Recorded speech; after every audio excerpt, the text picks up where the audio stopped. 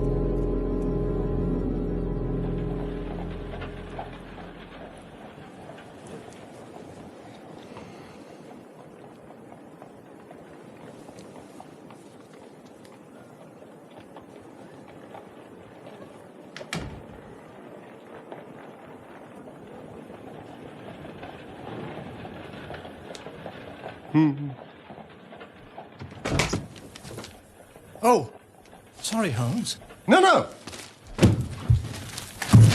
You couldn't have come at a better time. But I was afraid you were engaged. I am, very much so.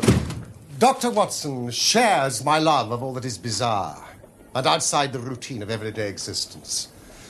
It is at present impossible for me to say whether this case is an instance of crime or no. But suffice it to say that I know as little about Mr. Jabez Wilson as you do yourself, beyond the obvious facts. That he has done manual labor at some time, that he takes snuff, that he has been to China, and that he has done a considerable amount of writing lately. How in the name of good fortune did you know all that, Mr. Holmes? True as gospel, I once did manual labor. I started off as a ship's carpenter. Your hands, my good sir. The muscles of your right hand are more developed than the left. And the writing? What else could be indicated?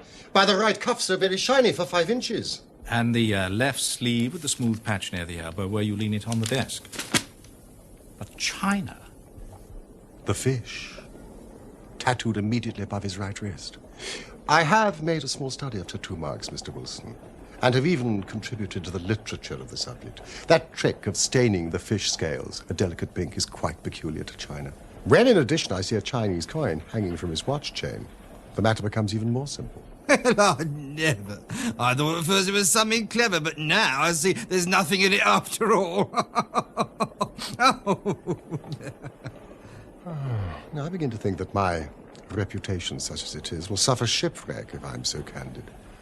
Omne ignotum pro magnifico.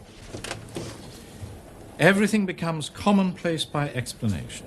Watson, that is a very loose translation. Oh, please, show the doctor that advertisement. Oh, there, you can read it for yourself, sir.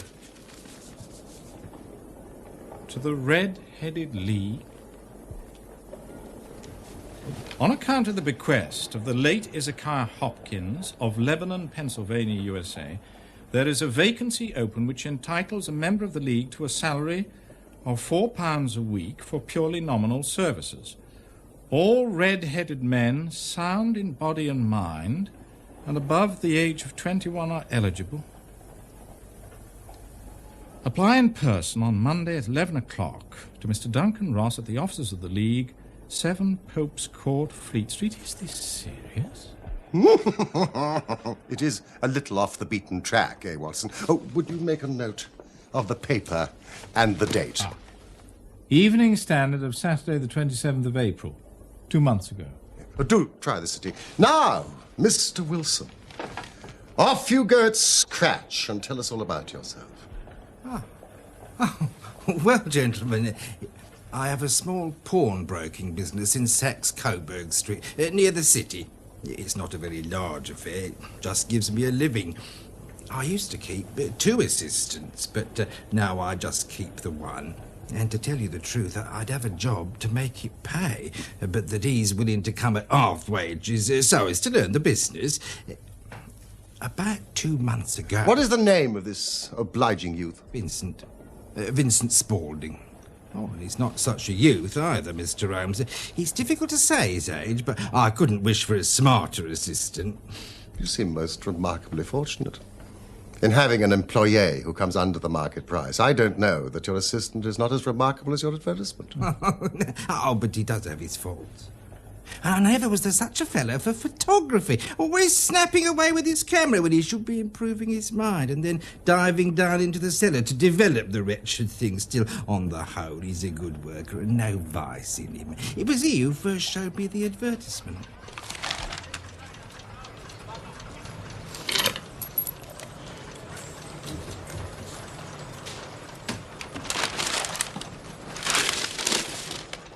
I wish to the Lord I was a red-headed man, Mr. Wilson. Why's that? Well, there's another vacancy in the League of Red-Headed Men. I've never heard of it. Well, I'd wonder at that. You being so eligible yourself. Nice money, too. A couple of $100 a year. And the work's slight. There'd be thousands of red-headed men apply. Oh, well, I doubt that, sir. What, not with such a fine, fiery colour as you are blessed with, Mr. Wilson? But then I suppose it's hardly worth your while to put yourself out of the way for the sake of a few £100. Yes, sir.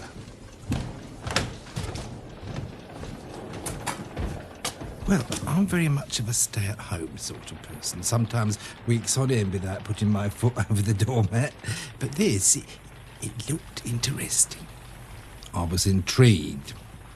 And young Vincent said he'd come with me. So, on Monday morning, we shut up the shop and off we went.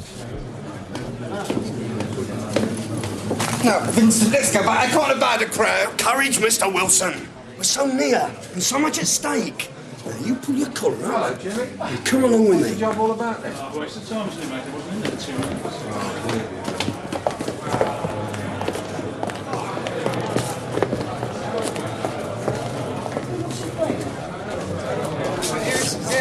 This morning, mate. Oi! Oi! Oi! A little less noise, please, gentlemen. Hey, Governor, playing away, man. Yeah. What's your game? Come on, get out of it.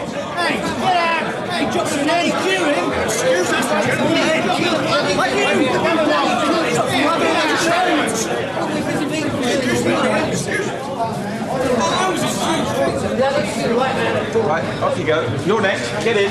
Wait, where are you going? Straight this way out. Come on. This is Mr. Wilson. Right, in you go, Mr. Wilson. Good night,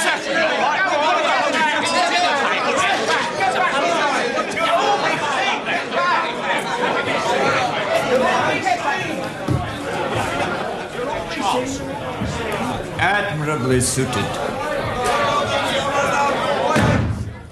Every requirement.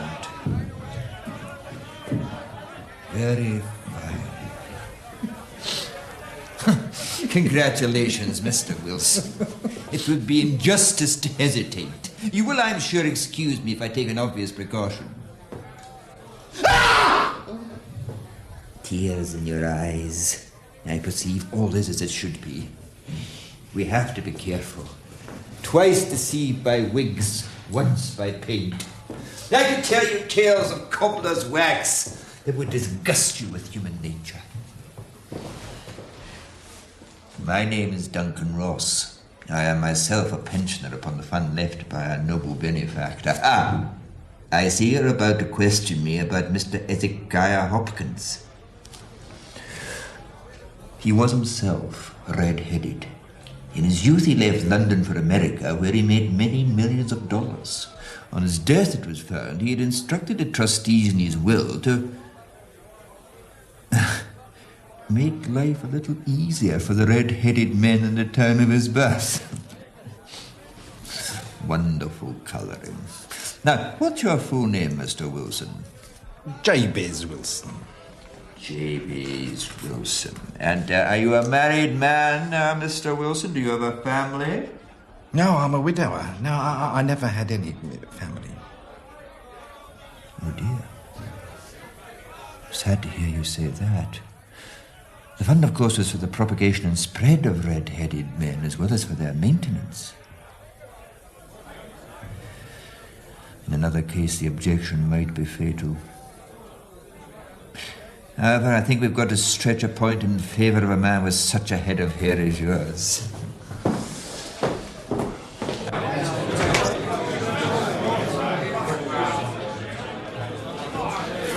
The vacancy has been filled.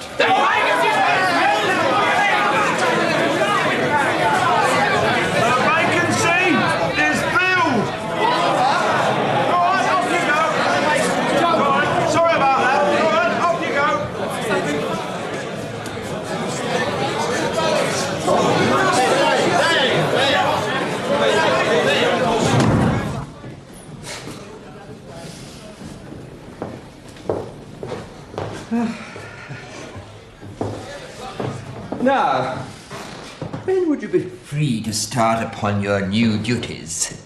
Oh, well, it is rather awkward, as I do have a business already. What would be the hours? 10 till 2. Well, the mornings are quiet. Now, I do have an assistant. Yes, that would suit me very well. And the money mentioned, £4 a week. Correct. And the work? Purely nominal. Yes, well, what do you call purely nominal? Well, you have to stay in the office, or at least in the building the whole time. If you leave, you forfeit your whole position forever. The will is quite clear on that point. Oh, I shouldn't dream of leaving. No excuse will avail, neither sickness, business, nor anything else. Here you will remain, or else lose your billet. Oh, no, I am quite clear on that point, but what exactly is the work? It is to copy out the Encyclopedia Britannica. There is the first volume. You will supply the ink, paper, and pen. We will supply this desk and chair. Now, would you be free to start next Monday morning? Oh, yes, certainly. Then, once again, my congratulations, Mr. Jabez Wilson, on the most important position you've been fortunate enough to gain.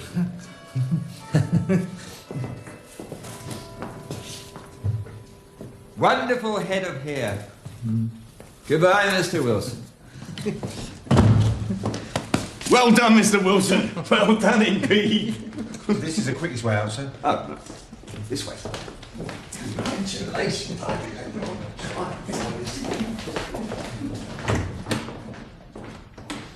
When I got home, the whole thing seemed, on reflection, to be quite ridiculous. Quite. Who would make such an extraordinary will? Not a very generous millionaire to make you buy your own pen, ink, and paper. Well, exactly, Mr. Holmes. I soon persuaded myself it was some great hoax or fraud. Then when Monday morning came along, it did seem stupid to turn down a good job, so, off I went and bought a penny bottle of ink and a pen and 7 sheets of foolscap paper, and, I set off for Pope's Court.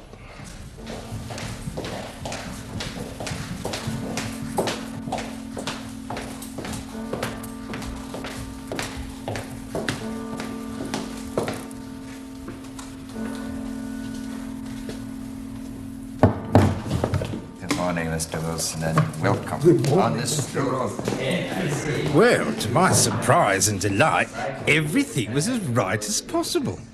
The table was set out ready for me, and Mr. Duncan Ross was there to see I got fairly to work. My employment had truly begun. The schedule never varied. My work started at 10 o'clock and ended at 2 o'clock, with a small break for my lunch at 12:30. Every Saturday at 2 o'clock, Mr. Ross would come in and give me my money, I see. compliment me upon the amount that I'd written, and then we'd both leave. Mr. Ross locking the door after me. Artichokes, I find, were simply fascinating, you know. They have a kind of bloom on them. But Hannibal, I also thought was A, but it was H after all. I thought that was very interesting. Good morning.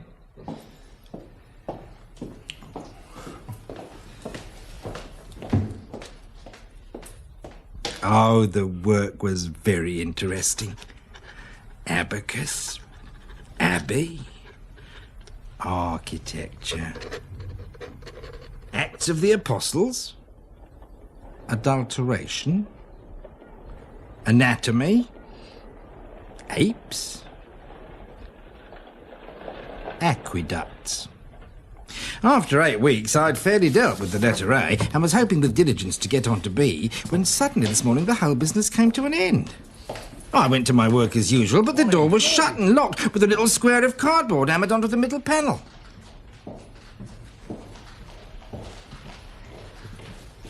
Oh, excuse me. Have you seen Mr. Duncan Ross this morning?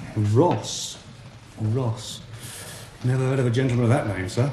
And my memory's good. It's very good. It's infallible for names. Ah, the gentleman at number 7. Ah, the gentleman who is red-headed. Yes, yes. Gone. Gone?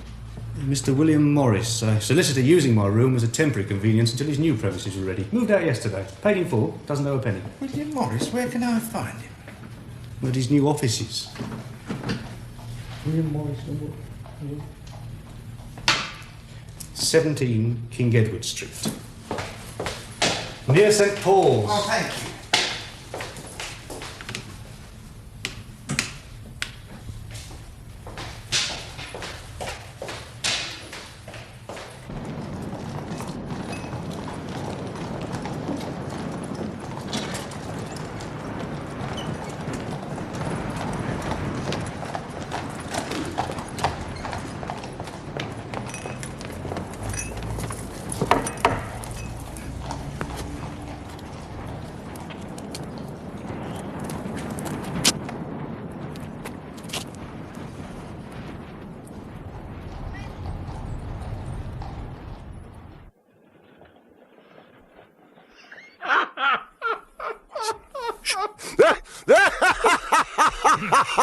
I don't see there's anything very funny about it. If all you can do is laugh at me, well, I can go elsewhere. No, Mr. Wilson, please sit down. I wouldn't miss this case for the world. It is most refreshingly unusual. I was so incensed at the fraudulent deceit that I came straight to you, sir. Having heard of your great reputation for helping poor people in distress. Oh, Mr. Wilson, forgive me. You know, Mr. Wilson, I really don't think that you've got any great grievance against this extraordinary league. On the contrary, you've been very well paid, to say nothing of the detailed knowledge which you've acquired on every subject under the letter A. Yes, but what's the object of them playing this prank on me? That's what I want to know. This assistant of yours, how long has he been with you? Well, about 3 months. How did he come? Well, the answer to an advertisement. Was he the only applicant? No, I had 12 others. Why did you pick him? Well, he was handy and would come cheap. At half wages, in fact. Yes.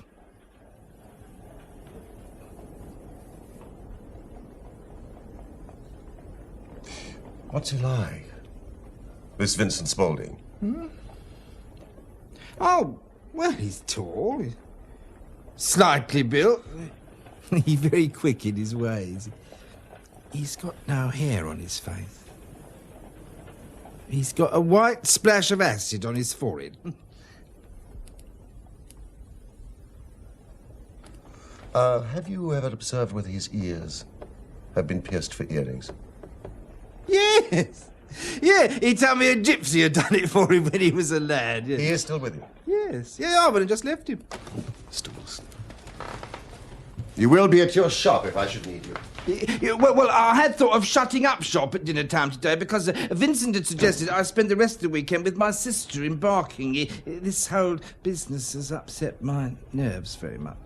Well, you enjoy a restful weekend in Bath. Today is Saturday. By Monday, we should have a conclusion for you.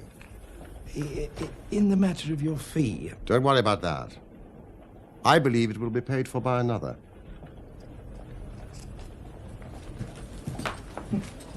Good day to you, Mr. Wilson.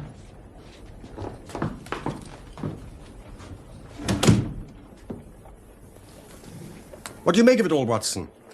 I make nothing of it. It's a most mysterious business. And yet there are graver issues hanging from this affair than at first sight appear.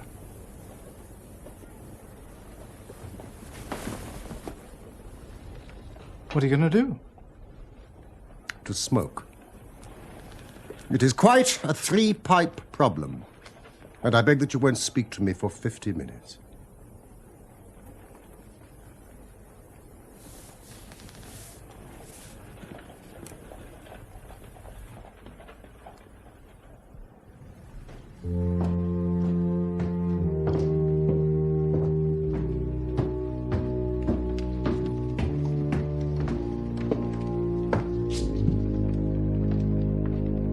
The business of the Red-Headed League is concluded, sir. Satisfactorily, I trust? Most satisfactorily, Professor. I'm pleased to report. Good.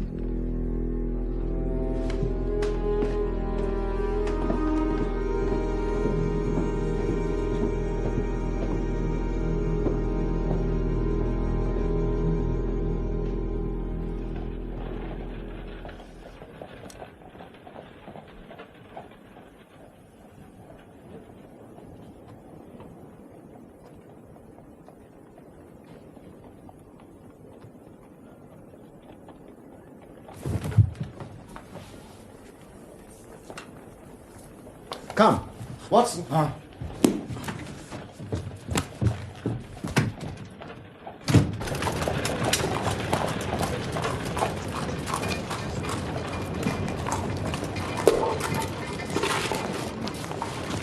Excuse me. Can you tell me the way to the Strand from here? Third right, fourth left. Thank you. Holmes?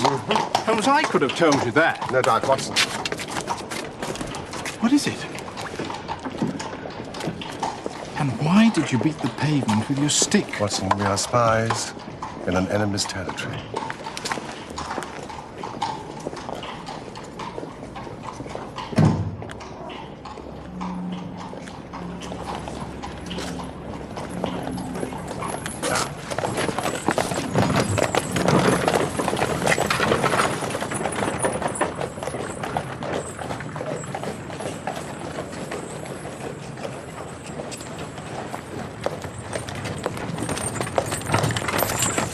Hobby of mine to have an exact knowledge of London now. There is Mortimer's, the tobacconist, The little newspaper shop, Coburg branch, the City and Suburban Bank. McFarlane's carriage building depot, and the vegetarian restaurant around the corner.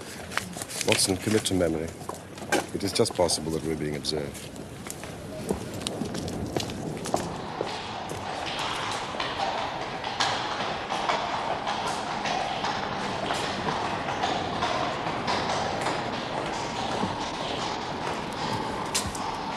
A considerable crimes in contemplation. Today, being Saturday, somewhat complicates matters. But now, Doctor, our work is done. It is time we had some play. Sarasate is playing at the St. James's Hall this afternoon. A sandwich and a cup of coffee. And then off to Violin Land, where all is sweetness, delicacy, and harmony. And no red-headed clients to vex us with their conundrums.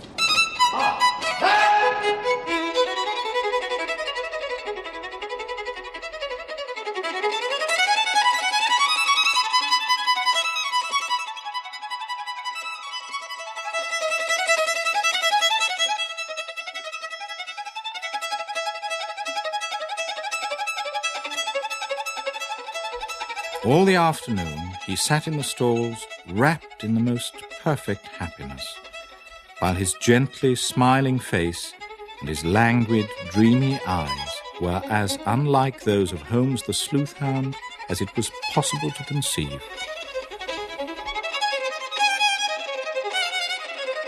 When I saw him, so enwrapped in the music, I felt that an evil time might be coming upon those whom he had set himself to hunt down.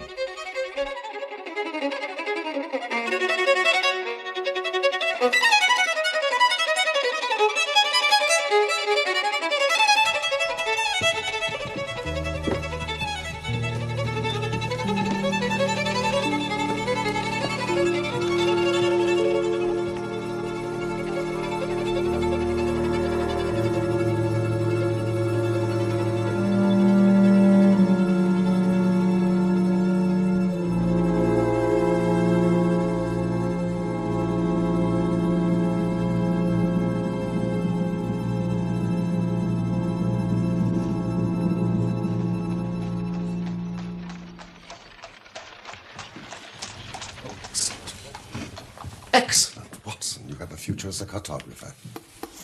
That'll be Thelmy Jones. I thought it was as well to have someone from Scotland Yard with us. He's an absolute imbecile at his profession, but he does have the tenacity of a lobster when he gets his claws into someone. Good evening, Jones. So, we're working in couples again, Mr. Holmes. Our friend here is a wonderful man for starting the chase. All he needs is an old dog to help him do the running down. Mr. Merriweather, my friend and colleague, Dr. Watson. How do you do, sir? Only hope a wild goose may not prove to be the end of our chase. I'm not personally in favour of amateur criminal investigators. You may place considerable confidence in Mr. Holmes. No, if you say so, Mr. Jones. Well, he has his own little methods, which, if he won't mind me saying so, are a little theoretical and fantastic. But he has the makings of a detective in him. But I do say, as I've said before, the Coburg branch of the bank is as well secured as any building in London. There is no possibility that it could be broken into. Even the insurance assessors agree on that point. And you, sir, should know, being not only the resident manager, but also the director. I should know, and I do know. And what is more, this is the first time for 27 years that I've missed my Saturday night of whist at my club. Oh, dear. And I find myself extremely inconvenienced. I think that you will find the game tonight much more exciting, and the stake will be for many, many thousands of pounds. And what will my reward be, Mr. Holmes? A young man called Clay. John Clay? Oh, how I'd like to get my hands on that devil. You shall. This young fella's a gentleman, as Mr. Holmes says, but he's turned against his class. He's as cunning as the devil, slippery as an eel, and he's turned crib-cracking and forgery into a fine art. His grandfather was a royal duke, and he himself was educated at Eton and Oxford. So, Watson, bring the gun. Come, gentlemen. Our cab is below.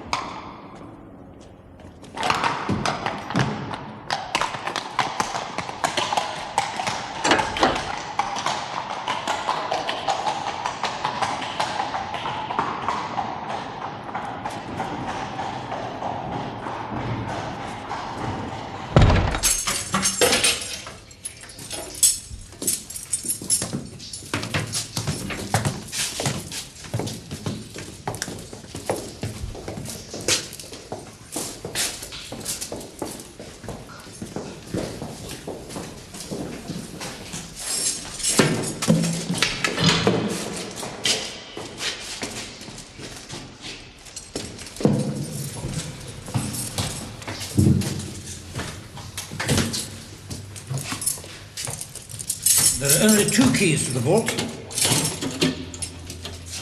I have one. The chairman holds the other in his personal safe.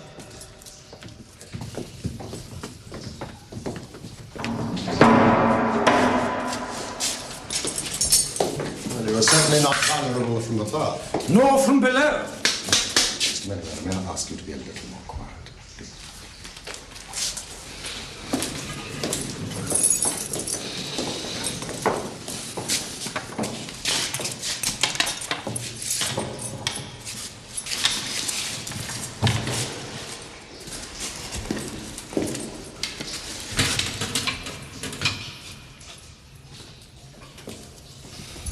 Might I get you to sit on one of those boxes and not to interfere?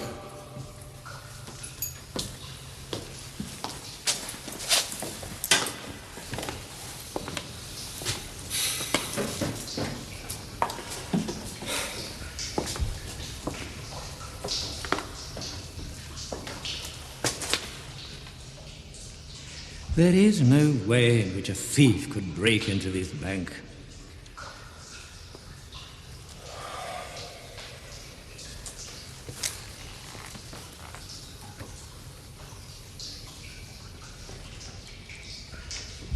Is it a special reason why a thief should want to break into this bank? Nothing particularly... Something in the past few months? Something that you have concealed from us? The information I have is confidential, known only to the directors of the bank. It is not to be divulged to members of the public. Not even amateur detectives. Private consulting detective, Mr. Merriweather. Unique in the annals of crime, I believe. Isn't that so, Inspector? Yes, Doctor. I advise you to cooperate with Mr. Holmes. Especially as at this moment I am trying to save your skin and that of your fellow directors. So what is it? Our French gold. We had occasion some months ago to strengthen our resources and borrowed for that purpose 60,000 napoleons from the Bank of France. Therefore, our reserve of bullion is much larger than is usual in such a branch of the bank. Where is this gold?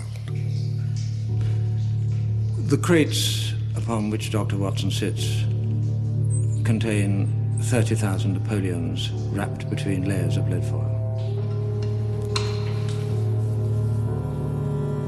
May we see it?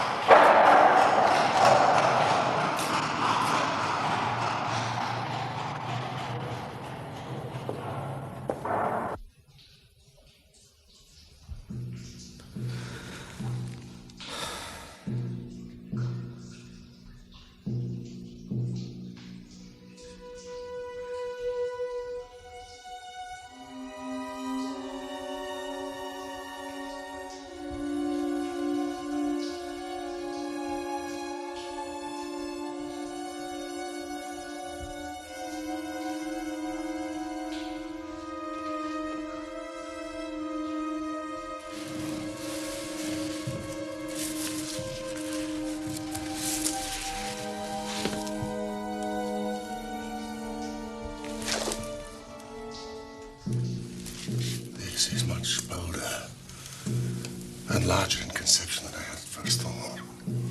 Wouldn't you say, Jones? I would indeed. This clay's He's more of an amateur adventurer or spur-of-the-moment criminal. This long planning's not Clay's style at all, sir. Not at all. Unless the pawn. A much larger game. Mr. Merriweather, someone has had access to information of the most confidential sort. Careful plans have been laid. A mastermind has been at work. Are you suggesting that... I'm suggesting that it bears all the hallmarks of Professor Moriarty's work. Moriarty? And who is this Moriarty? We don't really know, sir. Well, that is, neither the police nor, I think, Mr. Sherlock Holmes have ever set eyes on him. Yet his name echoes and re-echoes throughout the underworld. It appears that he is a man of good birth and excellent education. But he has hereditary tendencies of the most diabolical kind. A criminal strain runs in his blood, which is increased and rendered infinitely more dangerous by his extraordinary mental powers. He is the organizer of half that is evil and nearly all that is undetected in this great city. He is never caught. His agent is caught, but the central power is never caught. Seldom even suspected. We shall not see the professor tonight.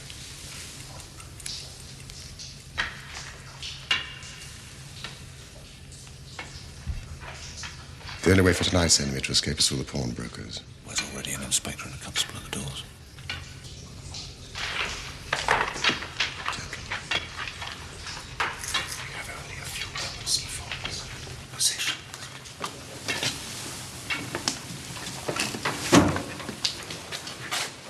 Would you be so kind as to put out this lamp? And sit in the dark? I'm afraid so. We cannot risk the presence of light.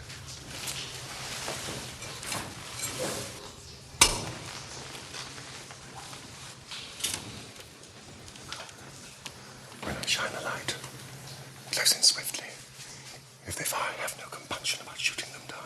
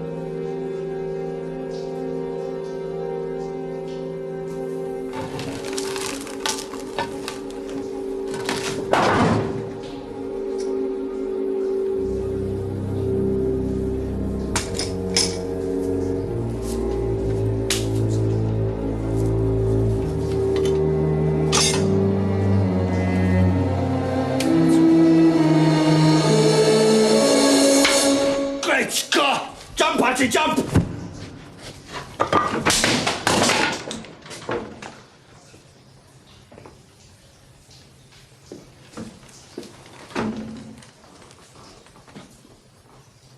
It's no good, John Clay.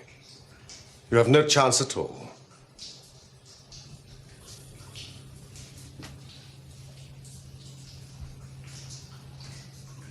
So I see. Though I fancy my pal is all right. At this moment, he is running into the welcoming arms of the police. You seem to have done the thing very completely. I must compliment you. And are you? I'm Sherlock Holmes, a private investigator. I didn't for a moment suspect you of being a policeman, Mr. Holmes. Come on, hold out. We're off at the Derbies. I beg you to take your filthy hands off me. You may not be aware that I have royal blood in my veins. And be so kind as to say sir and please when you address me. All right. Would you please, sir, mind marching upstairs, where we'll get a cab to transport your highness to the police station? That's better.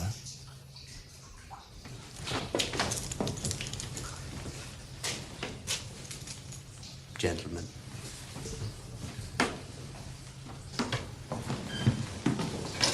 Oh, one question, Mr. Clay. Am I right in thinking that Professor Moriarty was somewhere behind the idea of the Red-Headed League?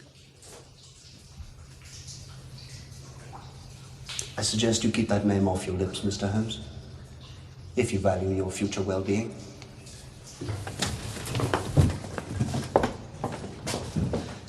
Really, gentlemen, I don't know what to say. Please forgive me, Mr. Holmes, for ever doubting your outstanding, your brilliant qualities. There is no doubt you have detected and defeated in the most complete manner one of the boldest attempts at bank robbery that has ever come within my experience. Mr. Merriweather, I have been at some small expense over this matter, which I shall expect the bank to refund. Of course. Of course.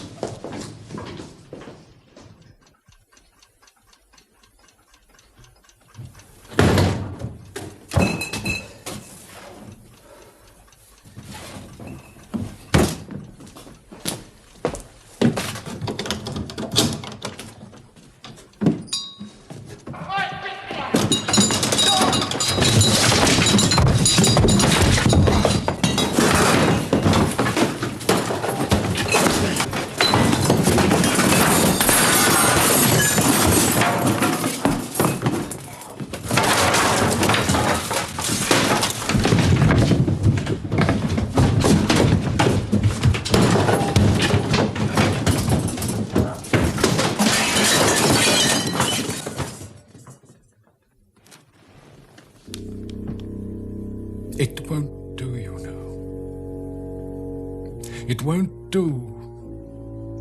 No, Professor. I'm sorry we failed you. Sherlock Holmes. Holmes is a mere amateur in the field of detection. Still, he seems a clever man. Or a lucky one. And he has a positive talent for getting in my way. Should he be removed? It may be necessary. It would be disappointing. I find him interesting. I believe this is the third time he has incommoded me. If this continues, then certainly something will have to be done to encourage Mr. Holmes either to withdraw or stand clear.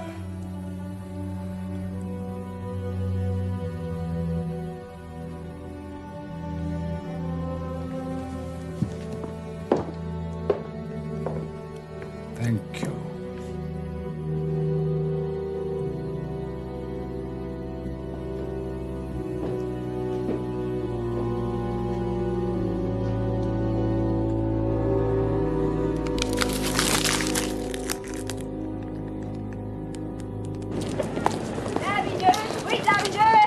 Morning, Constable. Lavender, sweet lavender. Lavender, sweet lavender. Beg your pardon, Dr. Watson.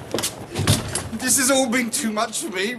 My clients respect me as a man of confidence, but where's the confidence left here? I'm utterly ruined. Oh, cheer up, Mr. Wilson. You'll feel better when you've cleared up the mess. Yeah, well, that's all very well. And Mr. Holmes asked me to give you this.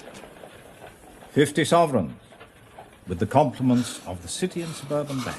Well, that's fair enough. Oh, Dr. Watson, this is more than acceptable. And my compliments to Mr. Sherlock Holmes. And he sends the same to you, Mr. Wilson. And a word of advice. Next time you engage an assistant, pay him the proper wage. Good day to you.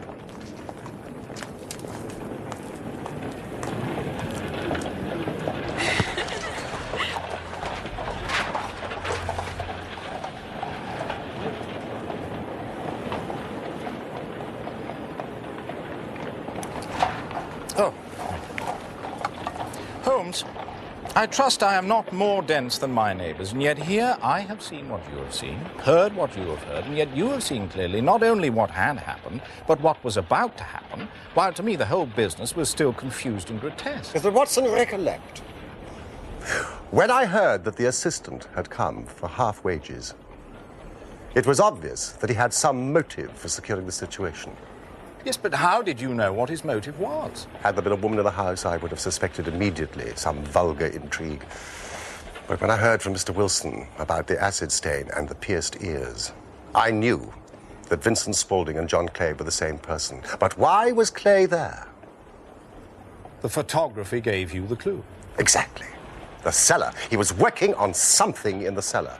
Something which took many hours a day. For 2 months on end, he was tunneling. But where to? When I tapped my stick on the pavement in the street that day, I was ascertaining whether the tunnel stretched in front or behind the building. It was in front, towards the bank. Could you tell me the way to the Strand from here?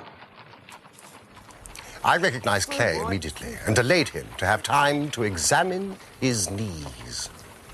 They spoke clearly of many hours of tunneling, no doubt linking up with the maze of sewers beneath Saxe-Coburg Square. When they closed the Red-Headed League offices, it was a sign they no longer cared about Jabez Wilson's presence. In other words, the tunnel was complete. And that they would make the attempt on the Saturday was just a guess. Wilson, you disappoint me. I never guess. Saturday is an excellent night for stealing bullion. It gives you a full day to escape. Thank you, gentlemen. Thank you. Oh, you've reasoned it out beautifully, Holmes. It's so long a chain, and yet every link rings true. It saved me from ennui. You know, sometimes I think that my whole life is spent in one long effort to escape from the commonplaces of existence. No. You are a benefactor of the race, Holmes. Well, maybe it is of some little use after all. L'homme c'est rien, l'œuvre c'est tout, as Gustave Flaubert wrote to George Sand.